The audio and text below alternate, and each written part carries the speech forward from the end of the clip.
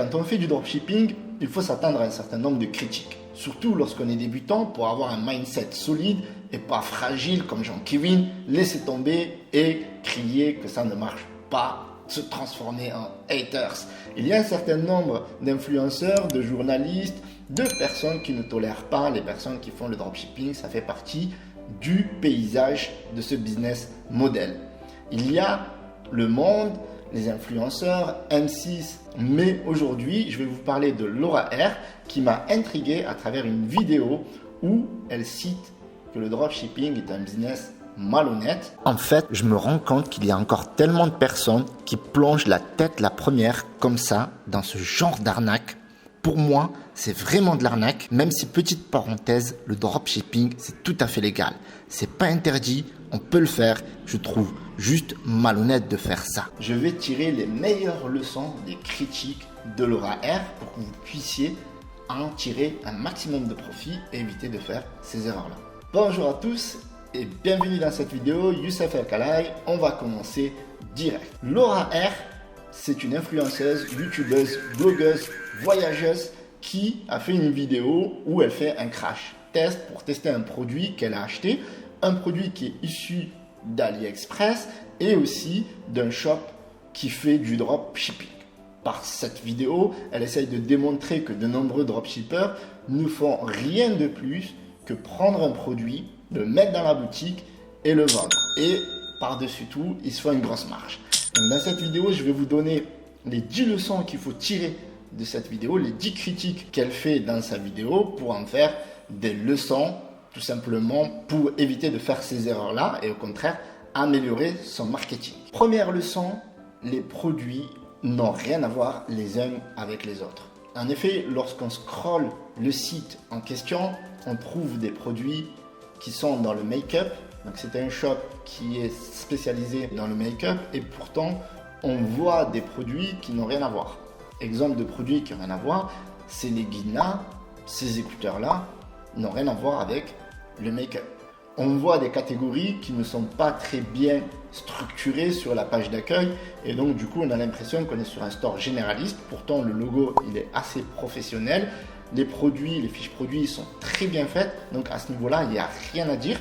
Mais la première impression c'est que ces produits n'ont rien à voir les uns avec les autres. Donc si vous avez un store qui est niché, c'est ce que je vous recommande d'ailleurs, c'est de faire attention aux collections que vous mettez en place et que vous mettez en avant dans votre boutique. Donc il faut bien structurer votre site pour pas que votre boutique ait l'air d'un site fourre-tout de produits qui ne se ressemblent pas, qui ne sont pas de la même catégorie et qui donnent l'impression à certains utilisateurs que c'est un site généraliste ou un site dégueulasse qui vend des produits à l'emporte-pièce. Deuxième leçon, c'est le packaging. Dans la vidéo de Laura R, elle stipule clairement que lorsqu'elle a reçu le produit, il n'y a ni packaging, il n'y a ni message personnalisé, que d'ailleurs le packaging vient d'AliExpress, que le produit est pas mis en avant et on ne ressent pas le branding qu'il y a sur la page de vente et pour le coup, c'est une mauvaise note.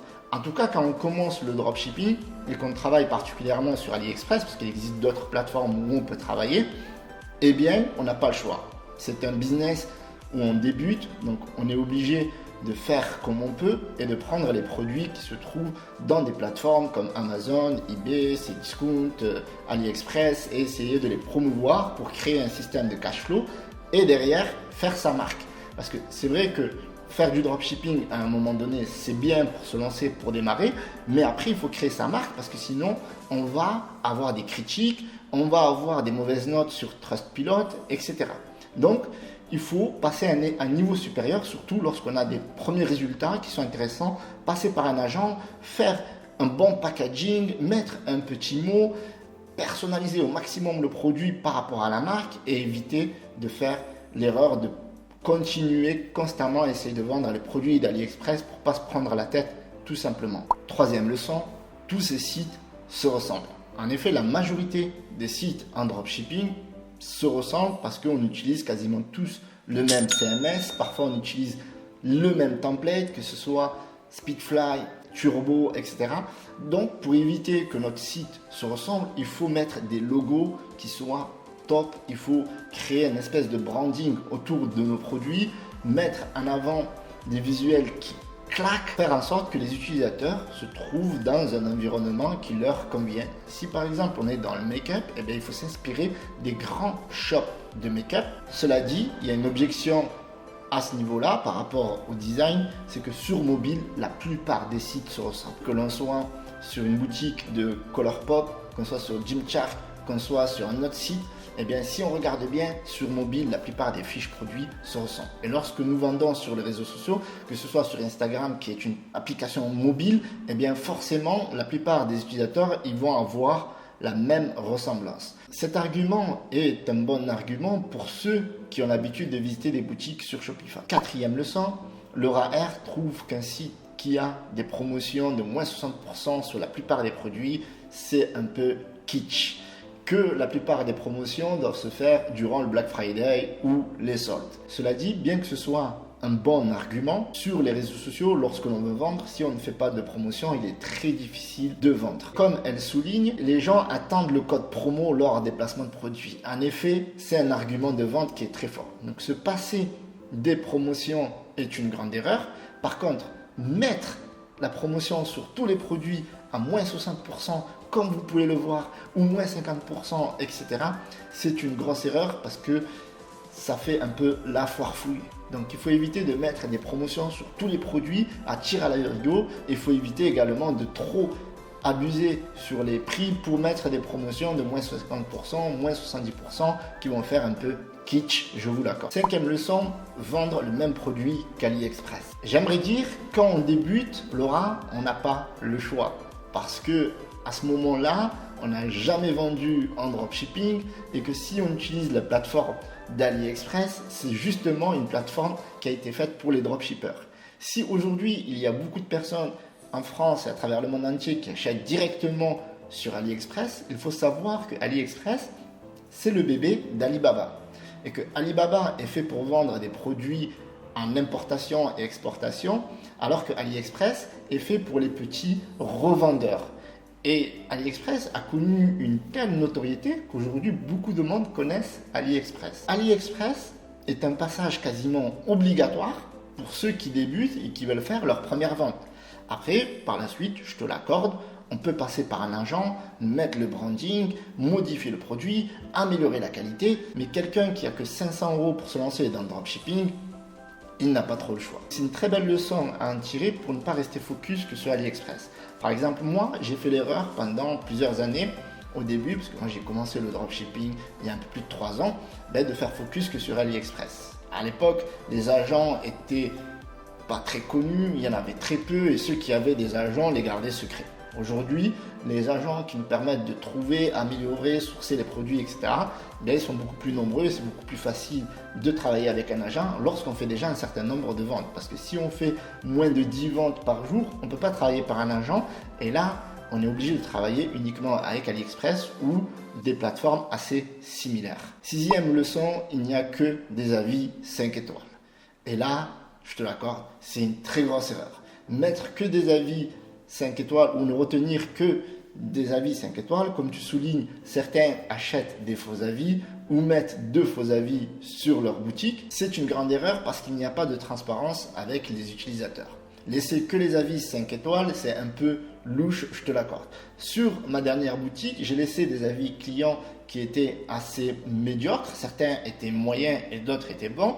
Et j'avais montré ça à mes clients. Je leur ai dit, regardez, je laisse des mauvais avis et ça ne m'empêche pas de vendre. Donc les avis négatifs ou les avis moyens n'empêchent pas de vendre. Tout simplement parce que les utilisateurs qui visitent un site sont des feignants pour 99%. Et toi-même, tu sais, il y a des gens qui achètent des produits vendus par les influenceurs parce qu'ils ont la flemme d'aller chercher le vrai du faux, quelle est la vraie marque, quel est le vrai produit sur AliExpress, ou est-ce que le produit il est de bonne qualité, ils voient un produit, une opportunité, une réduction, ils achètent. Les gens ne se prennent pas la tête comme toi. Toi, tu es une crash testeuse de produits d'AliExpress et autres, donc tu es une acheteuse avertie. La plupart des acheteurs sur le net sont, je suis désolé de le dire, sont des feignants. Mais oui, c'est clair. Donc laisser que des avis 5 étoiles, c'est pas transparent. Voilà. Septième leçon, le timer, la scarcity, l'urgence. c'est un élément indispensable pour vendre. Aujourd'hui, on peut aller sur des sites comme Cdiscount, Booking et on va retrouver des éléments de scarcity qui, la plupart, sont faussés. Donc reprocher à un petit dropshipper de mettre une scarcity sur sa boutique, ouais, je te l'accorde. On peut faire la reproche, mais il faut avoir un petit seuil de tolérance. Cela dit, moi je ne mets plus de scarcity de ce type-là parce que ça paraît trop fake. Effectivement, si on revient 24 heures après, sachant que très souvent les clients ils n'achètent pas le premier jour. Alors il y en a qui achètent le premier jour, mais avec le retargeting, il y en a qui achètent au bout d'une semaine, 14 jours, lorsqu'ils reviennent sur la boutique. Est-ce que tu penses qu'ils ne se doutent pas que la scarcity elle est un peu fake, mais ils achètent quand même. Pourquoi? Parce que le produit correspond à leurs besoins, leurs passions et qu'ils veulent absolument ce produit-là. Parce que tous les produits ne sont pas de mauvaise qualité et tous les produits ne sont pas aussi médiocres que le produit que tu as pu acheter sur la boutique Je suis belle. Quel jeu de mots, je suis belle. La leçon numéro 8, la livraison. Quand on vend des produits depuis AliExpress ou qu'on travaille avec un agent, déjà avec un agent on ne travaille pas avec China Post.